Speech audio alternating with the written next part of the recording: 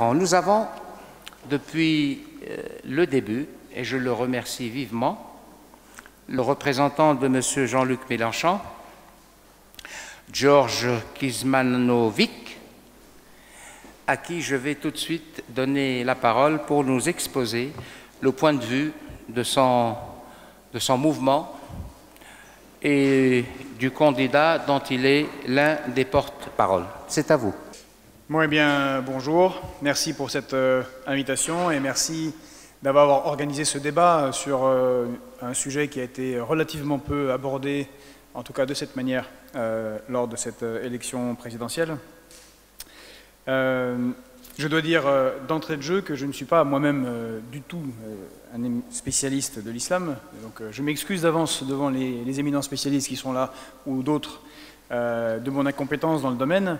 Mais il y a un élément qui est assez intéressant, c'est que à un moment dans ma vie, j'étais officier dans l'armée française et j'ai entre autres servi en opération extérieure en Afghanistan, où j'ai été dans les opérations psychologiques, donc gagner les cœurs et les esprits. Cela m'a valu l'honneur de recevoir une lettre de félicitation de la République, dans laquelle il est mentionné que on me salue, la République me salue pour ma connaissance de l'islam et des cultures musulmanes. Et c'est là qu'il y a une confusion, puisque ma compétence était plutôt une très bonne compétence à l'époque, dans la connaissance des mouvements djihadistes et du suivi des mouvements djihadistes et de la manière dont ils recrutent, et ce qui est une totale confusion entre, d'un côté, la religion, et de l'autre, des groupes combattants qui se servent de la religion. Donc je n'entrerai dans aucune considération abstraite ou générale sur l'islam. Ce que nous remarquons, c'est que souvent dans ce débat, c'est souvent extrêmement fantasmé. Donc nous pensons qu'il faut sortir du débat sur l'islam en tant que religion. Et le problème n'est pas tant l'islam en soi que la montée des discours identitaires qui se basent notamment au nom de l'islam. Mais ce n'est pas le propre de l'islam. Et je souhaiterais faire référence à mon passé personnel. Ma mère, qui est totalement française, qui n'a pas un nom baroque comme celui de mon père, qui est étranger, est née en 1947 et à 15 ans, en 1962, s'asseyant dans un bus, elle raconte cette histoire avec bonheur, s'asseyant dans un bus, juste derrière un homme, elle a eu une grande inquiétude pendant une semaine de savoir si elle n'était pas tombée enceinte. En fait, elle avait été élevée chez les bonnes sœurs de la doctrine chrétienne. Et vous voyez comment une religion peut influencer considérablement sur l'état d'esprit de ceux qui la vivent en fonction de la manière dont elle est présentée. J'ai également... mon père est yougoslave, je suis né à Belgrade et j'y ai vécu un certain nombre d'années. La Yougoslavie, quand j'étais jeune, jusqu'à son effondrement, était du point de vue religieux un pays totalement non religieux. C'est-à-dire que vous aviez des communautés musulmanes importantes, puisqu'il y a eu 5 siècles de colonisation turque, orthodoxe, catholique, en raison de la séparation de l'Empire romain en 2 parties il y a très longtemps. Et ça va renvoyer à un point spécifique, qui est celui de la question sociale ici en France, pour parler de l'islam. C'est que dans ce pays-là, à cette époque-là, le niveau de vie était supérieur à celui de la Grèce ou de l'Espagne. La vie était plutôt tranquille, il n'y avait pas tant de problèmes liés aux opposants, les gens pouvaient voyager, avoir un petit commerce, bref, les gens vivaient leur vie, et donc toute cette question identitaire basée sur la religion était inexistante. Mais avec la crise, avec la guerre, avec l'influence de puissances étrangères, qu'elles soient américaines, allemandes, russes, avec le chômage, eh bien, tout à coup, ces questions sont devenues extrêmement importantes au point de justifier des guerres, mais qui en fait sont basées sur d'autres problèmes bien plus profonds, puisque les différentes religions étaient déjà représentées avant et ne se faisaient pas la guerre. Je prendrai un autre exemple qui est assez intéressant et qui est très mal connu, c'est celui des États-Unis. Tout le monde sait que sur le billet des États-Unis est écrit « In God we trust ». Ou alors que n'importe quel président des États-Unis, qu'il soit un démocrate de gauche ou un fantasque républicain comme Donald Trump, ne peut pas finir un discours quel qu'il soit sans un « God bless America ». Parce que, eh bien vous savez quoi, ça n'existait pas avant. In God We Trust est apparu avec Eisenhower et l'obligation de dire In God Bless America est apparue avec Reagan. Bref, cela veut dire que les sociétés évoluent. Et par rapport à cela, nous considérons que la meilleure réponse que l'on puisse avoir face à des sociétés qui évoluent, c'est le respect de la laïcité. Et donc d'avoir une république vraiment laïque. Nous souhaitons rappeler que la loi de 1905 doit être appliquée et rien que la loi de 1905 strictement, et non pas de manière extensive comme l'exigent certains. La loi, elle est là clairement pour encadrer la séparation de l'État et des religions, et non pour dicter les bonnes mœurs dans l'espace public. Il faut bien noter la différence entre espace public, je ne parle pas des établissements publics où il est normal que les ports de signes religieux, tout port de signes religieux, soit interdit, et nous nous y tenons. Sur cette question de la laïcité, je vais vous assommer un petit peu avec la lecture, c'est l'habitude de lire des choses, mais là, ce n'est pas le livre le plus intéressant. Ça sera bref. Il s'agit du programme de la France Insoumise sur la laïcité, donc l'avenir en commun. Nous avons une partie spécifique sur la laïcité et un livret, puisque chacune des thématiques est déclinée par un livret, et il y a un livret spécifique laïcité que vous pouvez trouver sur le site de Jean-Luc Mélenchon, jlm2017.fr, pour ceux qui veulent savoir quelles sont nos réponses exactes à ces situations. Donc, il est dit que la République est un mot creux si elle ignore les conditions concrètes de la vie des gens. Elle ne peut qu'être sociale. Mais l'impératif écologique... Ouh là là, excusez-moi, voilà, je me retrouve... C'est Brejnev qui un jour recevait, paraît-il, la reine d'Angleterre, et il dit « Madame Benazir-Bhutto », et son conseiller lui dit « Mais c'est la reine d'Angleterre ». Il dit « Mais je vois bien que c'est la reine d'Angleterre, c'est écrit par contre Madame Benazir-Bhutto ». Excusez-moi, la page était mal tournée. Donc, la laïcité est attaquée de toutes parts et instrumentalisée par ses adversaires historiques, intégristes, religieux et racistes, qui veulent aussi en faire un prétexte pour flétrir les musulmans. La laïcité est la condition de la liberté de conscience de chacun, de l'égalité et de la fraternité entre tous les citoyens, quelle que soit leur option philosophique ou spirituelle. Elle rend possible une action de l'État au service de l'intérêt général. Nous proposons de réaliser les mesures suivantes. Étendre le bénéfice de l'application de la loi de 1905 à tout le territoire de la République, c'est-à-dire abroger le concordat d'Alsace-Moselle et les divers statuts spécifiques en vigueur dans les Outre-mer. Garantir la liberté de conscience et l'égalité de toutes les options spirituelles devant la loi. Combattre tous les communautarismes et l'usage politique des religions. Refuser les financements publics pour la construction des édifices religieux, des activités cultuelles et des établissements confessionnels. Refuser de rencontrer d'État à État ceux qui obligent nos ministres femmes à porter des accoutrements contraires à la dignité républicaine. Et enfin, interdire la présence de ministres et préfets aux cérémonies religieuses et refuser le titre de chanoine de Latran pour le président de la République. Voilà qui est dit sur cette question de la laïcité. Alors, il ne s'agit pas là de nier que certaines réalités d'un retour de mœurs réactionnaires. Et je vous remercie d'avoir cité dans le document que vous nous avez transmis ce que M. Jean-Luc Mélenchon a dit, peut-être l'avez-vous lu, l'instrumentalisation communautariste du corps des femmes est odieuse. C'est un affichage militant, mais quand on est l'objet d'une provocation, mieux vaut ne pas se précipiter dedans.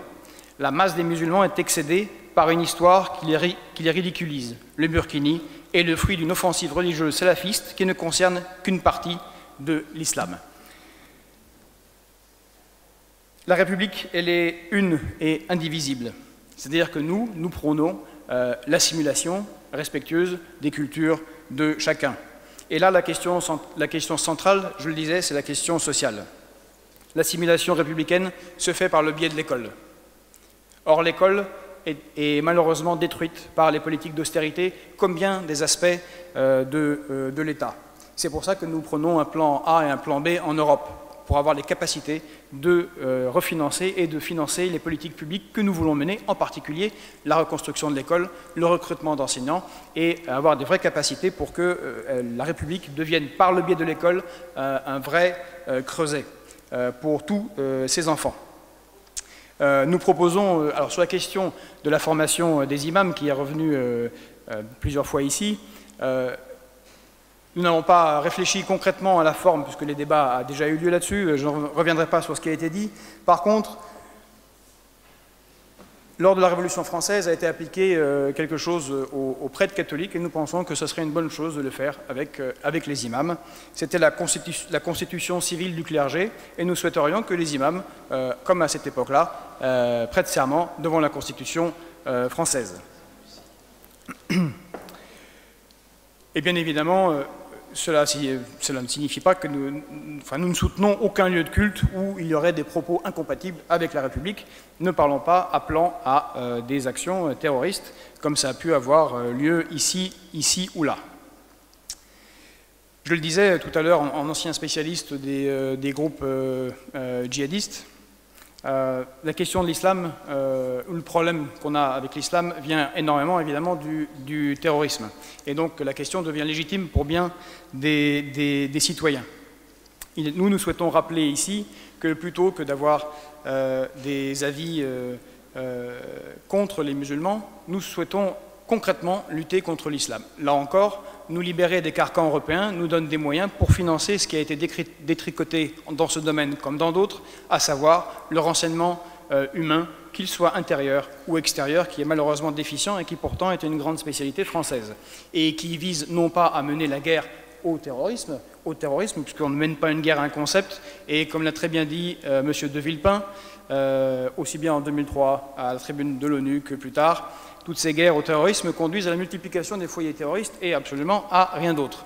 Il faut des frappes ciblées non pas par des avions ou des drones, qui elles-mêmes tuent énormément de civils et produisent des terroristes, mais une action des forces spéciales et du service de renseignement qui sont dédiées à cette tâche. Cela implique également, pour éviter d'avoir à se retrouver dans des situations d'état d'urgence, le renforcement de la justice antiterroriste, qui est malheureusement trop peu financée en France et qui fait que nous avons été obligés de mettre en place, enfin le gouvernement précédent a mis en place trop longtemps l'état d'urgence, puisque les juges n'avaient même pas le temps,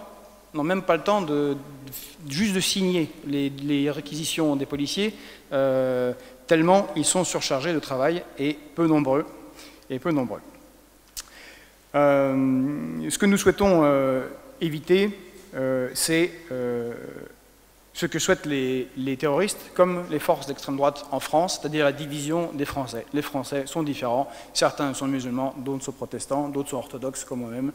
Eh bien, nous sommes tous Français dans la République une et indivisible, et nous devons nous opposer à cette tendance, à ce coin qui est mis aussi bien par les terroristes que par les forces d'extrême droite pour nous diviser et nous mener à des situations qui seront de plus en plus mauvaises.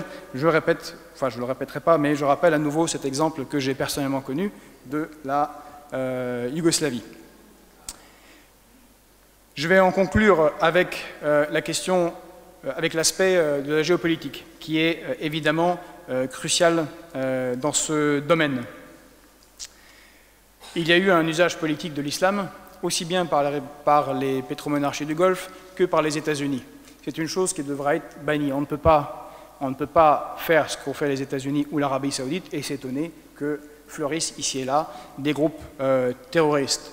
Ce qui veut dire que nous déclarons que nous reverrons toutes nos alliances qui ont été imposées jusqu'à maintenant, en particulier avec le Qatar et l'Arabie saoudite, que ce soit dit clairement, ils peuvent nous attaquer en justice si ça les chante, ça ne changera rien. D'autant plus que nous subissons actuellement un certain nombre d'attaques, enfin M. Jean-Luc Mélenchon subit un certain nombre d'attaques et certains aiment à chercher une petite poussière inexistante dans son œil alors qu'ils ont une poutre dans la leur. Je pense à ce qui se passe au Yémen et sur lequel nous sommes particulièrement silencieux, et nos médias aussi. Il y a là-bas une guerre abominable qui dure depuis au moins 2 ans, en tout cas si on prend en compte l'intervention de la coalition menée par l'Arabie saoudite, le Qatar, soutenue par les États-Unis et l'Égypte. Bon, vous interviendrez, excusez-moi, en tout cas soutenue à distance par les États-Unis, qui en ce moment amène à une situation où on a des bombardements tous les jours, ou en tout cas régulièrement des civils, qui amènent à une situation humanitaire abominable, où près de 14 millions de personnes sont menacées, ont des problèmes graves de malnutrition, et jusqu'à 500 000 enfants de moins de 5 ans sont en état de malnutrition grave. Ceux qui peuvent regarder les images données par UNICEF, c'est assez abominable, ces enfants vont mourir. On ne peut pas avoir au cœur les droits de l'homme à géométrie variable. Nous agirons pour empêcher que continue ce massacre, et nous nous amusons assez fortement que d'avoir des critiques sur le fait que Jean-Luc Mélenchon serait un Chavez français dans un journal qui est détenu par celui qui produit des avions, qui les vend à l'Arabie Saoudite pour bombarder les populations au Yémen. C'était la poutre, entre autres, dont je parlais. Il faudra à plus long terme engager des coopérations solidaires, car n'oublions pas que malgré après les terribles attentats qui ont frappé la France, depuis Charlie Hebdo, quasiment 800 personnes sont mortes en Occident, mais ce sont plus de 30 000 qui sont mortes dans les pays musulmans. Donc les premières victimes des groupes terroristes sont les musulmans dans leur diversité, et un des pays les plus malheureux en ce domaine est bien l'Irak. Nous nous opposons évidemment à toutes les opérations militaires de type celles qui ont été menées en Irak ou en Libye, puisque, encore une fois, loin de résoudre des problèmes, elles n'ont fait qu'attisser aussi bien les conflits sur place, augmenter les foyers terroristes et créer des tensions communautaires dans notre pays. Donc pour conclure, je répéterai le cœur de notre message: la République, une et indivisible pour tous ses enfants. Je vous remercie.